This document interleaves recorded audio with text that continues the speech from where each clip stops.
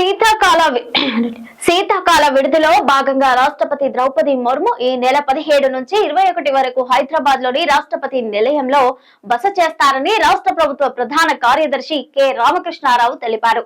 5 రోజుల పాటు రాష్ట్రంలో రాష్ట్రపతి పర్యటన నేపథ్యంలో చేపట్టాల్సిన ఏర్పాట్లపై గురువారం డాక్టర్ బిఆర్ అంబేద్కర్ రాష్ట్ర సచివాలయంలో ఉన్నతాధికారులతో సమీక్షించారు.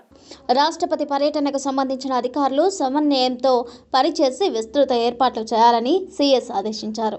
కేంద్ర ప్రభుత్వ విభాగాలు, రాష్ట్ర ప్రభుత్వ అధికారులు, రాష్ట్రపతి నిలయం అధికారులు సమన్వయంతో ఏర్పాట్లు చేయాలని సూచించారు.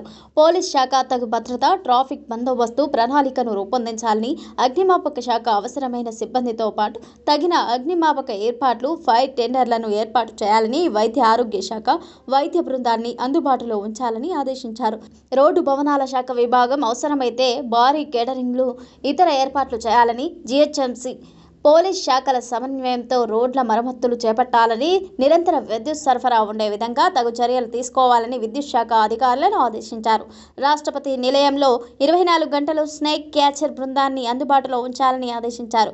జిహెచ్ఎంసి సమన్వయంతో రాష్ట్రపతి నిలయం పరిసరాల్లో కోతుల బెడదను ఎదుర్కొనేందుకు ప్రత్యేక బృందాలను నియమించాలని, అదేవిధంగా తేనెటీగలను పట్టుకోవడానికి ముందస్తు ఏర్పాట్లు చేయాలని జిహెచ్ఎంసి అధికారులను ఆదేశించారు.